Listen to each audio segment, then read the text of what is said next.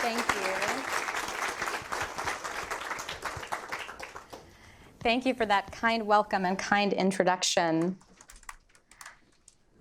And thank you all for being here on a really weird, rainy, strange weather day. I'm going to move around, and I apologize if there's feedback. I'm told I'll just go back that way, and then hopefully there'll be less.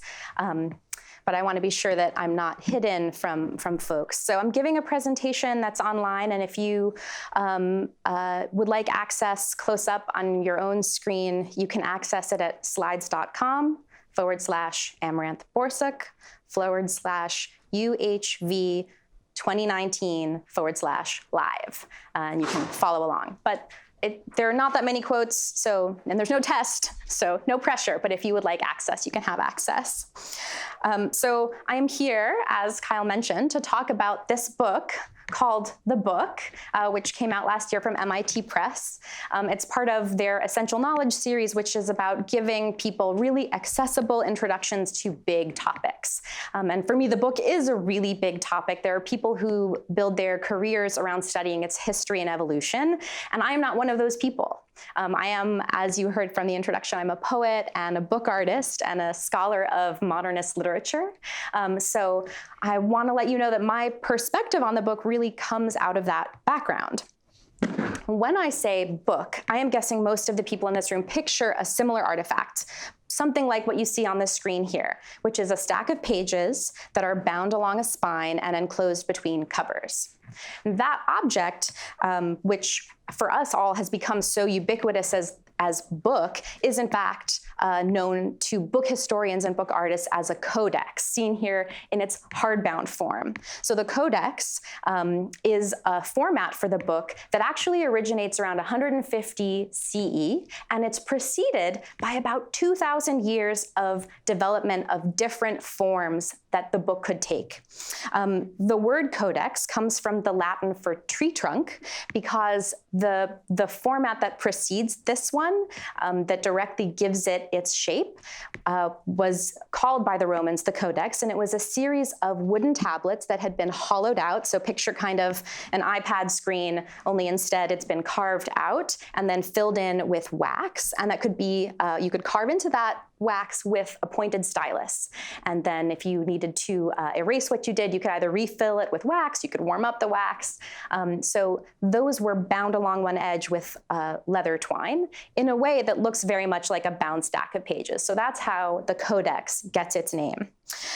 This format has become so ubiquitous to us that we actually tend not to even think about it. We don't see it as having a material form at all. And most of us, when we pick up a book, we don't think of ourselves as interacting with an object. We see ourselves as interacting with a text that has no body.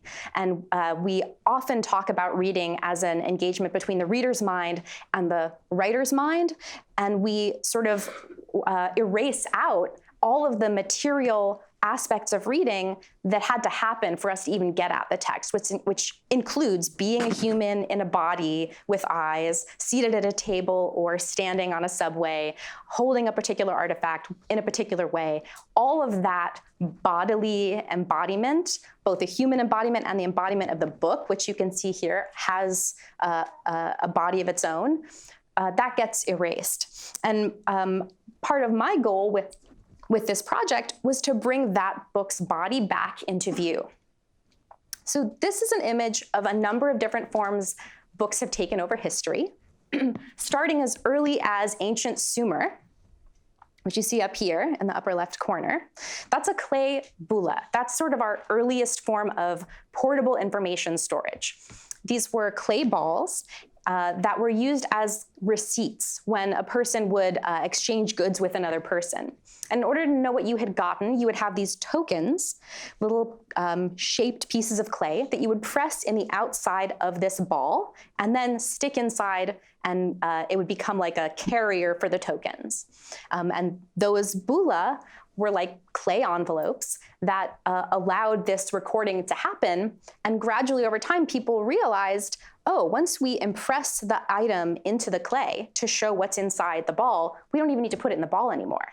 we have impression, that's the first step towards written language, right? We can just have the thing that symbolizes the object. We don't need the object itself anymore. They are already symbolized like cattle with clay tokens, and then they take the next step of writing by imprinting it. So then you get to Mesopotamian clay tablets, which are maybe a more familiar form of portable information to people.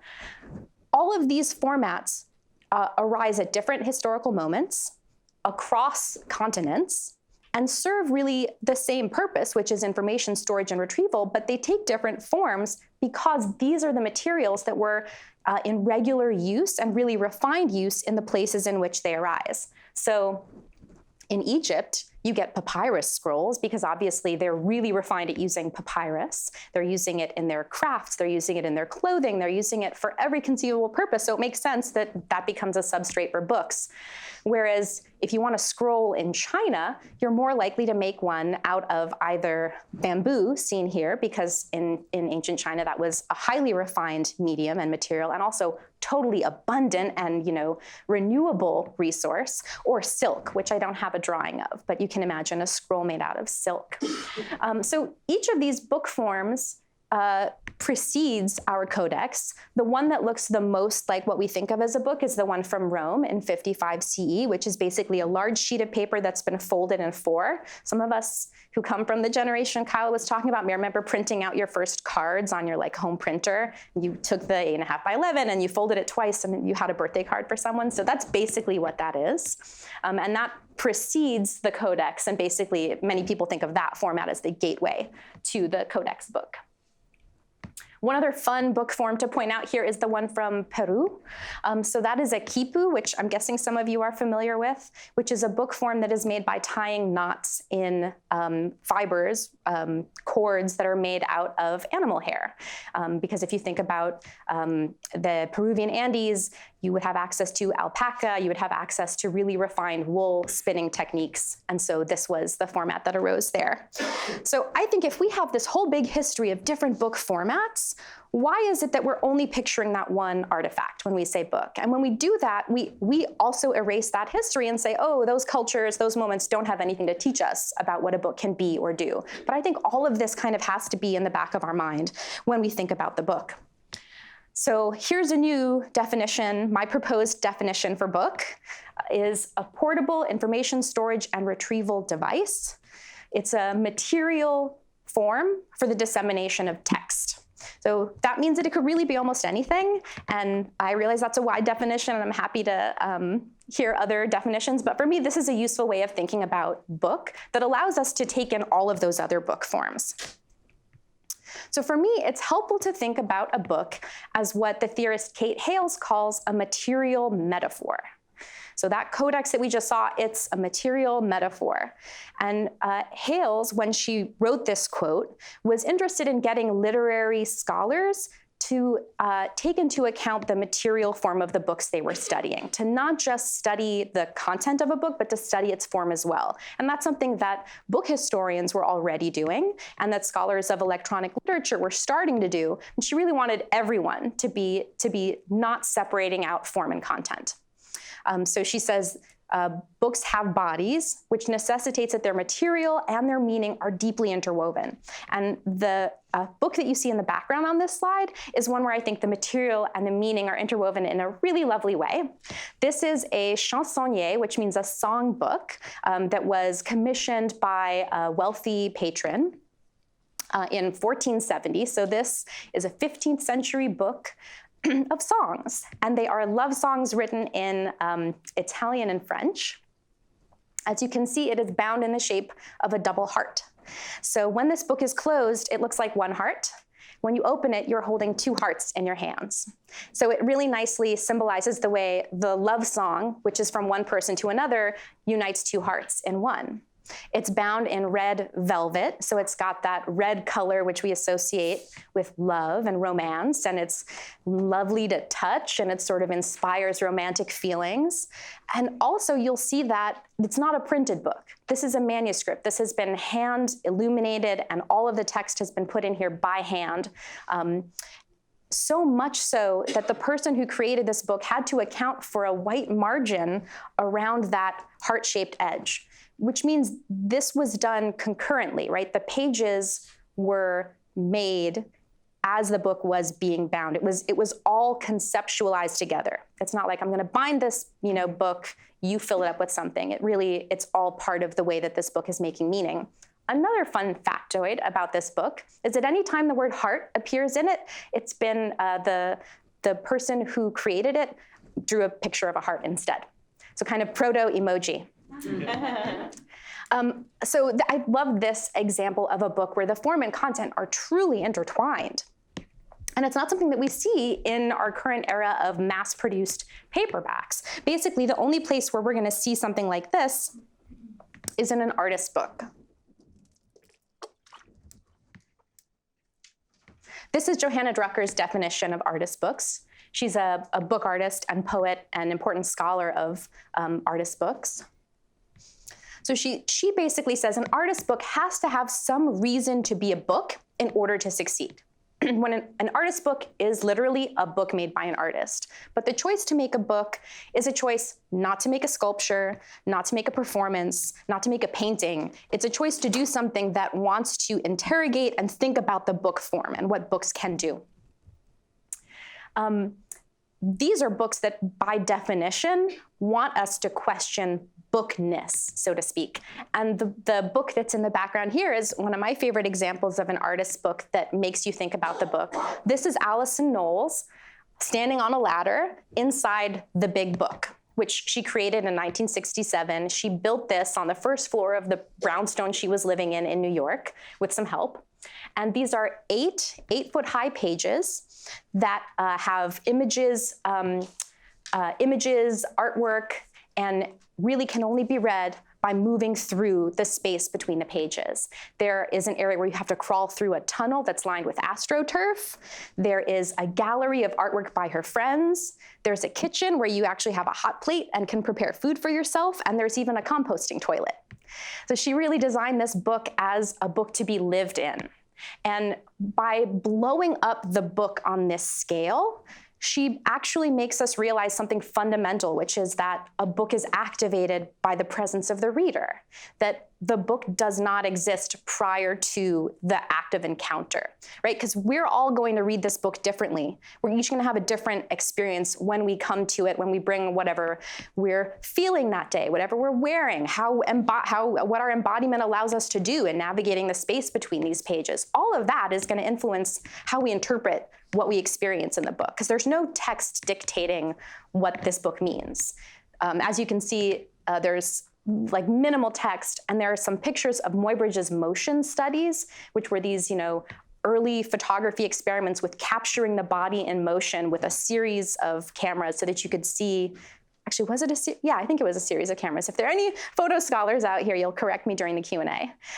But to capture, how does a body move? Take the series of photographs, so you can turn a kind of flip book so you can capture moment by moment. So she's wanting us to think about the book as an encounter between the reader's body and the book's body.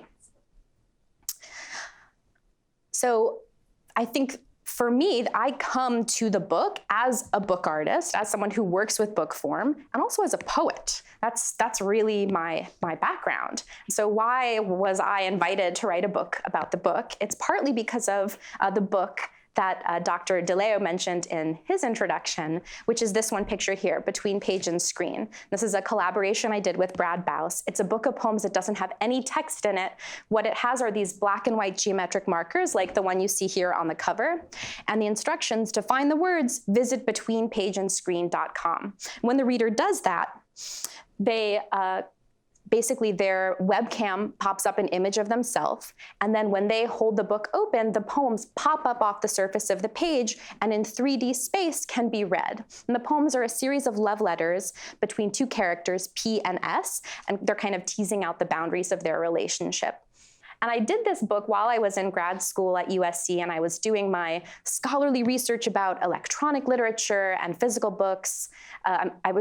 Doing my research on electronic literature and modernist poetry. And on the side, I was working at a letterpress studio and setting type by hand and helping students with book arts projects. And I was really between these two technologies, that, as you heard in the introduction, as I'm sure you've all experienced, people are saying are truly opposites, and like digital and print, you gotta pick one or the other, you have to pick sides, you can't love them both. But I was really in between the two, and I wanted to do a project that would let me think about what it's like to be in between.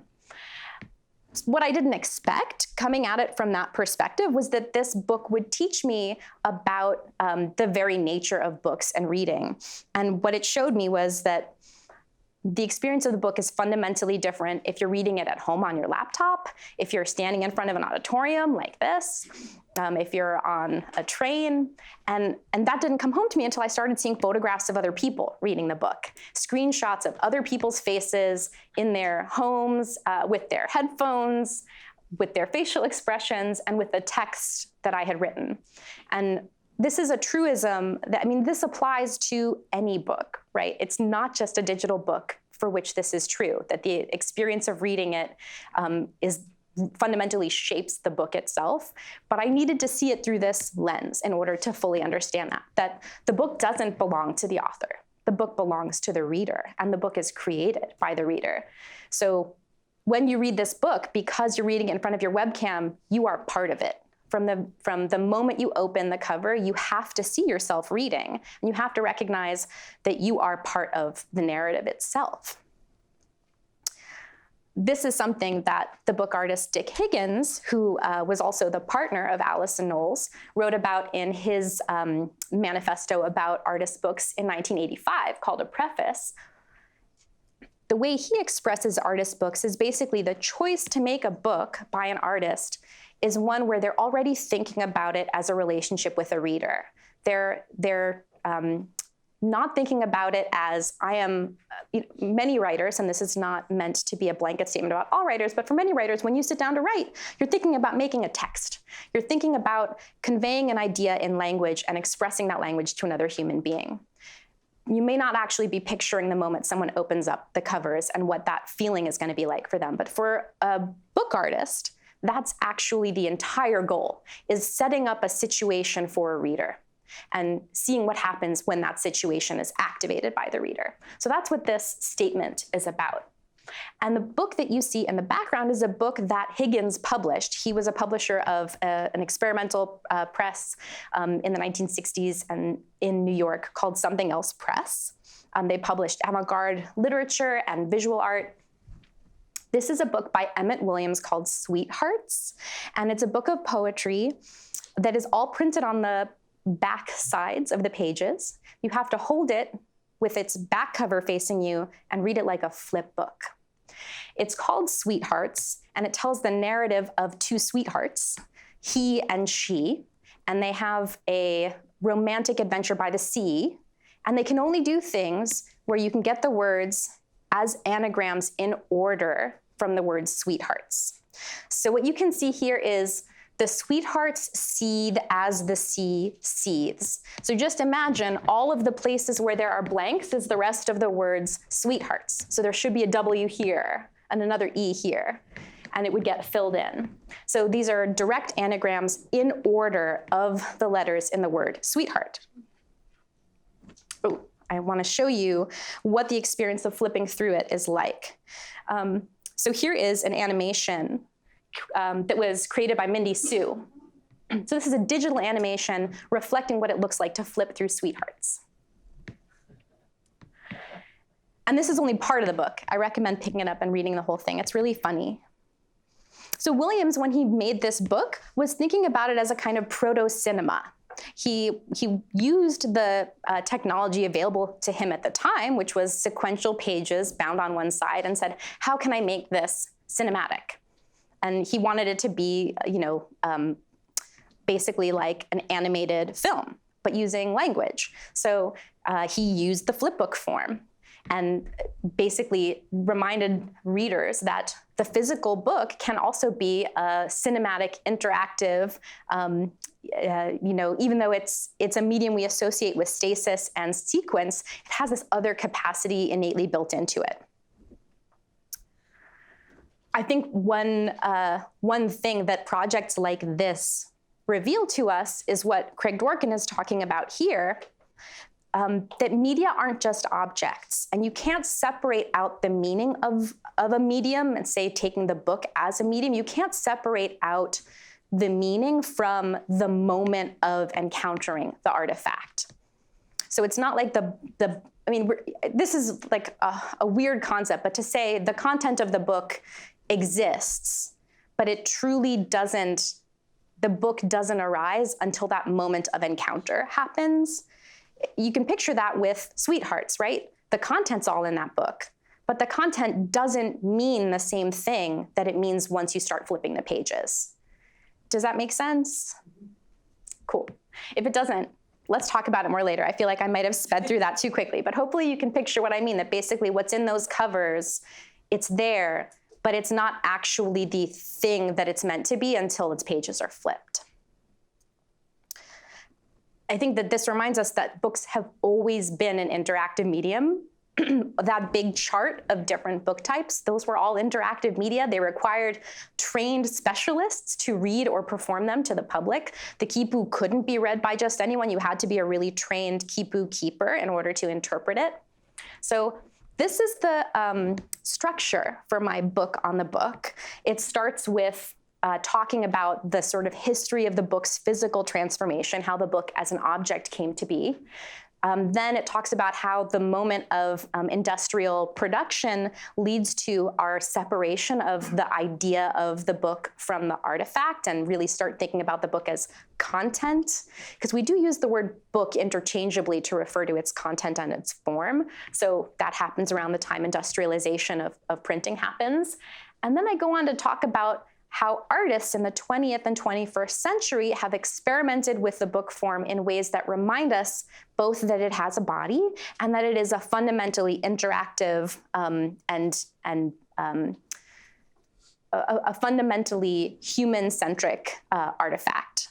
And then the last chapter talks about how the book becomes an interface. And if we think about it as an interface, then we don't have to be as afraid of the various ebooks and interactive books and iPad app books and things like that that are happening now, that we don't have to see them as diametrically opposed to physical books, but rather that it's all a continuum of the book's mutation and change over time, which I should have said early on. I don't mean to propose that the book keeps getting better and it keeps improving and like we're getting to the best version of the book possible.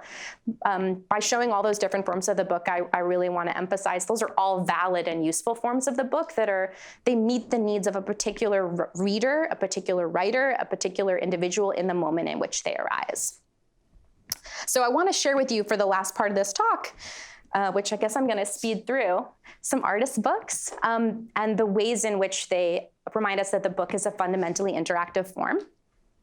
So this is a quote from Ulises Carrion, a Mexican book artist who is also a fiction writer and a very acclaimed fiction writer at a very young age. He received so much notoriety for his work when he graduated from university in Mexico City. He got scholarships and grants to study abroad and go and sort of see the world. While he was doing that, he encountered writers. So this is a 1975 manifesto. In the early 70s, he starts to encounter writers who are from Mexico, but who are living abroad in Europe and who are experimenting with artist publication and with starting their own bookshops and small presses. And he gets interested in mail art and sort of alternative forms of publishing. So he writes this manifesto for publication in the major literary periodical of his time, basically wanting to draw attention to the authors that inspired him and say, hey, I need to shake you up a little. You need to stop thinking about the book as an artifact where every page is identical and start thinking about the book as an experience you make for the reader.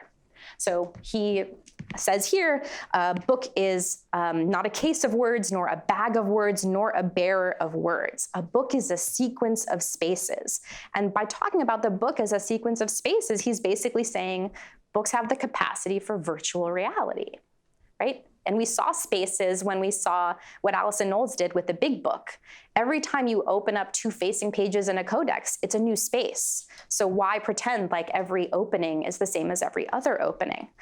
I like this particular photo of Carrion because in it, I think he's cheekily trying to turn himself into a book by taking two pieces of paper and sticking them under his glasses and saying, here's a new opening, the opening of you confronting the two facing pages of my face.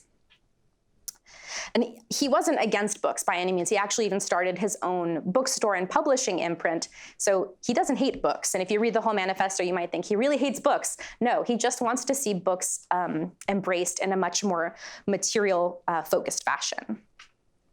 So here's an example of a virtual reality book. This is really old school technology. This was a peep show book created to commemorate the tunnel being dug under the Thames River. And what a peep show is essentially, a single point perspective with a series of flat cards layered on an accordion behind it. And as you look through it, you're seeing the layering of these different images, like looking at a stage set. So it allows for a kind of cinematic perspective, even though nothing's happening. And this is a form that book artists still use. This is a very popular artist book form. And one way that it reminds me of virtual reality is literally that it's an individual experience. This is really best experienced by looking through, either bending down on a table or if it's suspended, looking into it. But it's meant for one person, like much VR right now is. And kind of could imagine holding that up to your head, having a friend like hold out the other end of the accordion, and having that unique experience of immersion in a three-dimensional deep space. Not only can the book provide us with virtual reality, it can be cinematic. And we've already seen one example of that with text with Emmett Williams. Here is a film created in a book by the experimental filmmaker from Canada, Michael Snow. This is cover to cover, and he's really playing with what's on the facing pages of the book and creating this animated flip book using a sequence of images that show him going about his, daily life. You'll see there are a lot of hands on these pages, and none of those are actual hands. Those are all photographs of hands. And so he's playing with sort of creating an image of depth, and then he sort of peels back the cover. And every time you start to think you're looking at 3 dimensions, suddenly he makes it flat again. So really playing with like what is on the flat surface of the page and what is this cinematic deep space. It's a really fun book, and this is, someone just paged through it on Vimeo, creating this great kind of stop motion animation.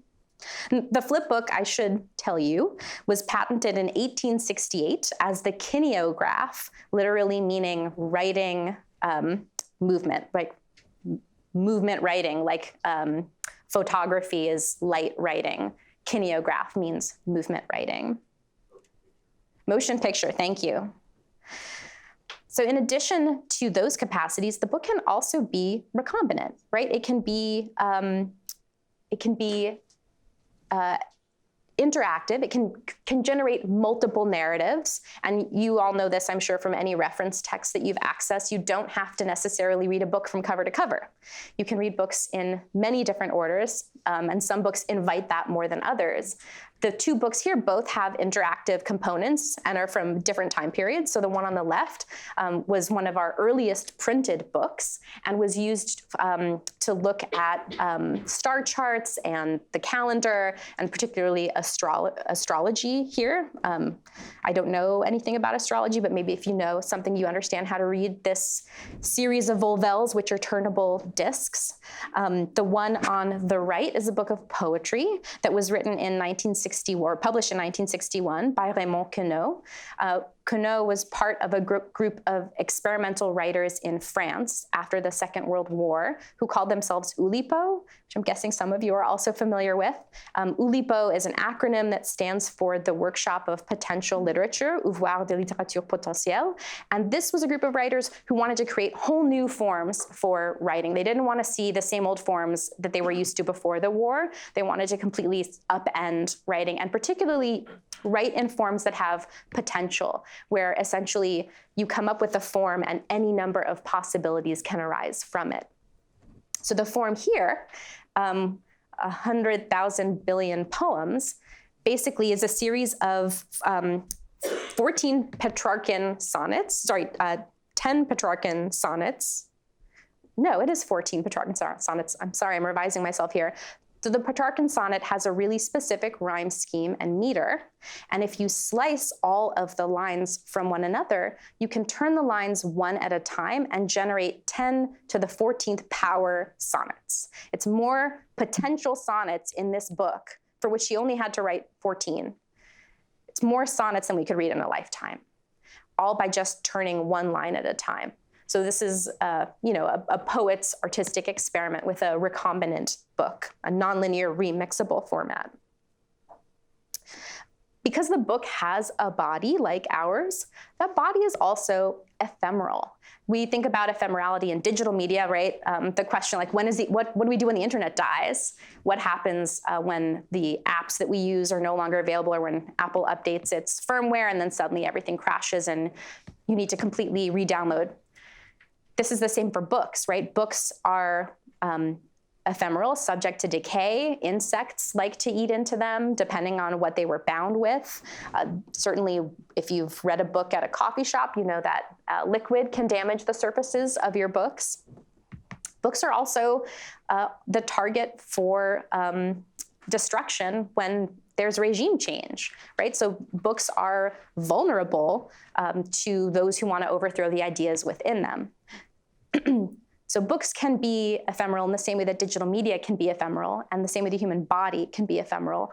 And this is a project that I love for the way that it highlights that. So what you see here is a Literaturwurst, literally meaning literature sausage. It was created by the Swiss-German artist Dieter Roth. He's from Germany, but he escaped to Switzerland during the Second World War and adopted a Swiss identity. And he, in the mid-1960s, basically for about a decade, had this practice of pulping periodicals and books that he disliked or took issue with. Things like the tabloid Quick, which is seen here. He would pulp them up and cook them with spices using German sausage recipes and actually encase them. So it makes you think a little bit differently about the idea of preserving literature, right? He's preserving it, but in a way that makes it completely inaccessible. We're no longer able to actually read the content. If we're going to consume it, we're going to be taking a different approach to consuming this text. And I think this is very cheeky. He's not only asking the reader to rethink the way that we consume literature, he made big problems for all of the curators and collectors who wanted to bring these works into institutions. Because now the Museum of Modern Art has this decaying, 50-plus-year-old sausage that it's got to figure out, how do I keep this thing from both falling apart and then also like attracting vermin that are going to destroy all the other things in our collections. So it's, in a way, a kind of anti-establishment gesture. I should say, and this is something I didn't know, but I wanted to look it up, how long do sausage, like dried, cured sausage last? Because obviously curing meat was intended to make it last longer, right? Like for long voyages. The shelf life of dried sausage is about 6 weeks unless you refrigerate it. These books have lasted a long time in this form. All things considered, it's kind of shocking. He worked a lot with ephemeral material like chocolate and birdseed and even feces. So if you're curious about that, check out the rest of his body of work. And this is the last artist book that I want to share with you as one of my favorite book artists, someone who I really admire. Her name is Alyssa Banks. This is a book from a series called Edges, where she took a series of leather-bound codex books and she bound the foredge, so the foredge is literally the part that you turn with your fingers, she bound it shut using artificial hair, which is normally used in hair extensions. When she does this, you immediately see that the book has a face, right? That the book is a body and it's a head, which makes sense. We associate the book as a place where there's a mind in action and a mind for the reader to interact with. But here the mind is inaccessible because she's bound the pages shut. You can no longer access the text. I think this is a subversive gesture. Not only has she bound it, she's bound it using a traditional braiding technique. Here, the cornrow, but in the series, there's a whole range of different traditionally African-American weaving hairstyles that she is using to bind these shut.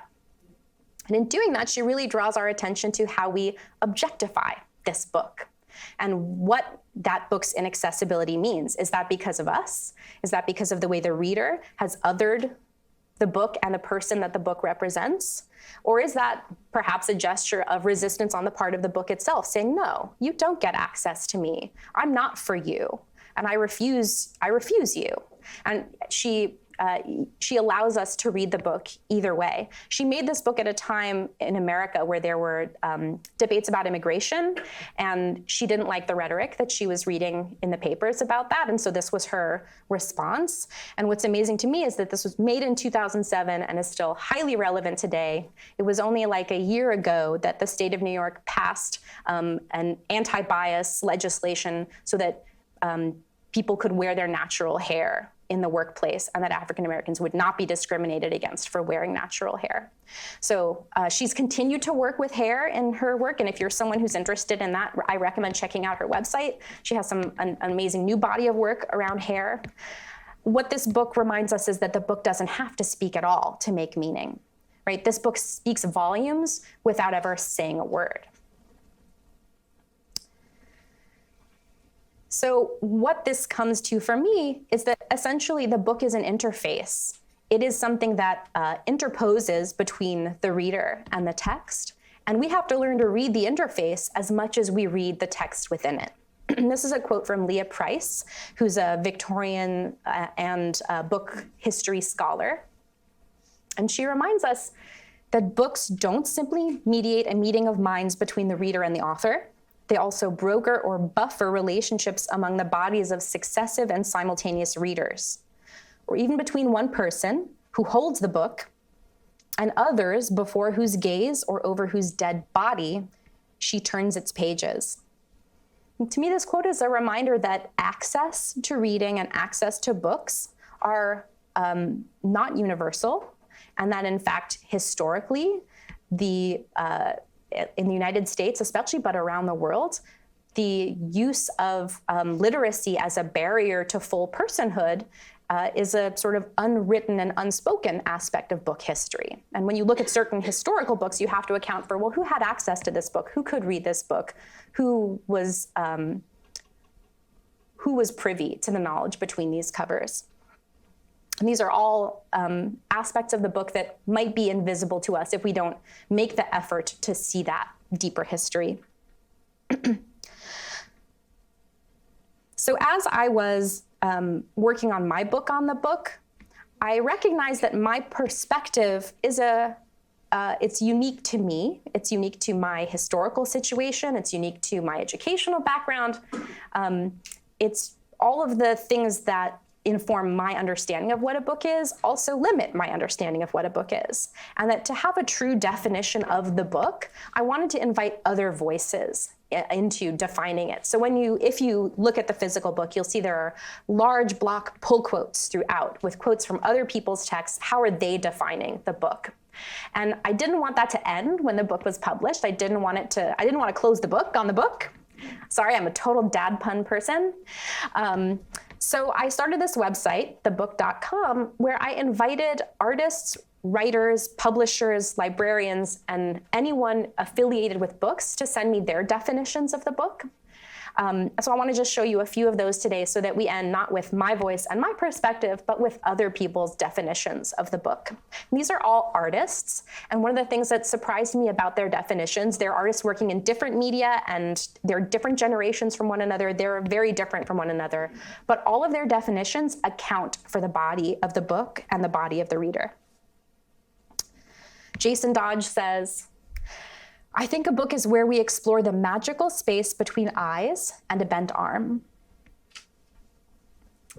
This is Anne Hamilton.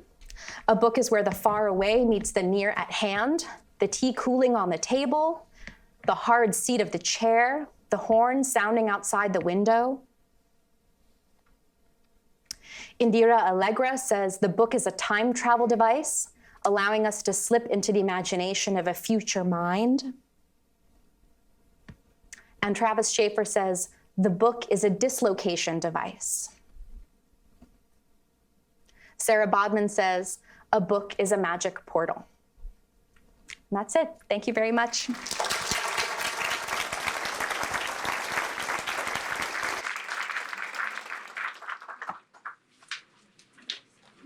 We have time for a few questions. Ken? The book, Bound with Hair. Does anyone know the title of that book? Yes, and actually, the title of the book is available. I don't have it, but it's a book in Spanish. They're works of literature in Spanish. And I asked why she selected them. She chose them because of the red letter writing. Not so much for the content. She really wasn't interacting with the content so much as the form.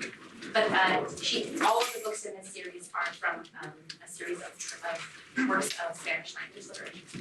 So she was not upset with the book itself? It was not based on taking issue with the book. It was wanting to use its material form to make a statement. Yeah, so different from Dieter Rock, right? Who explicitly was like, I'm gonna do Marx and Hegel, and like, I'm gonna attack these books. This was less of that. Or make something. Right, yeah.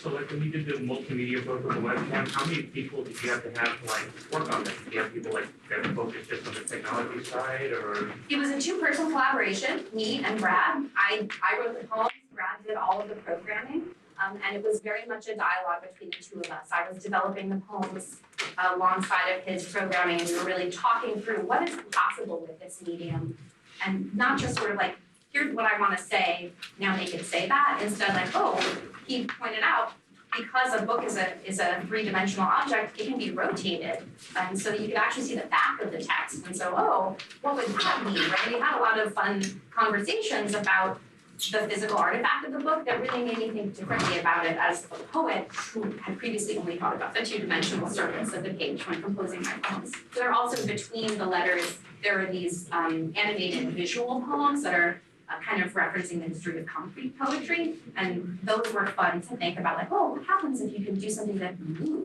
Like, what happens if a poem stands up off the surface of the page, like pop up? So yeah, two people. I like to collaborate. A lot of my work is collaborative.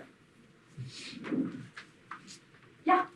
I couldn't help but think about Emily Dickinson and the debate around, I guess, Susan Howe and others, like whether editing her or preserving her idiosyncratic punctuation and spacing, whether it's more appropriate to look at her as an artist book to keep the squiggles and everything, or to like smooth it out and just make it like a normal experience of literature. Did she fit into your project at all, or your work? She should. I mean, I don't talk about Dickinson, but I absolutely think that that's a good case. If you pick up the envelope poems, right, and you look at those facsimiles of what she was writing on the backs of ephemera, it changes your understanding of her work fundamentally from seeing even, the restored edition of her poems that has actually her text as she wrote them. You still don't fully get a sense of the work until you see how the material circumstances under which they were created. So she's a really good example of someone that you sort of can't study. I mean, you can, people for years have, right? But in this moment, people are seeing that work differently and recognizing that you have to see it as a material artifact in addition to language and mind on the page. Yeah, this was a book where I have a lot of limitations in length, so there were things I couldn't talk about, but I think you should write about that. Maybe you are writing about that already. No.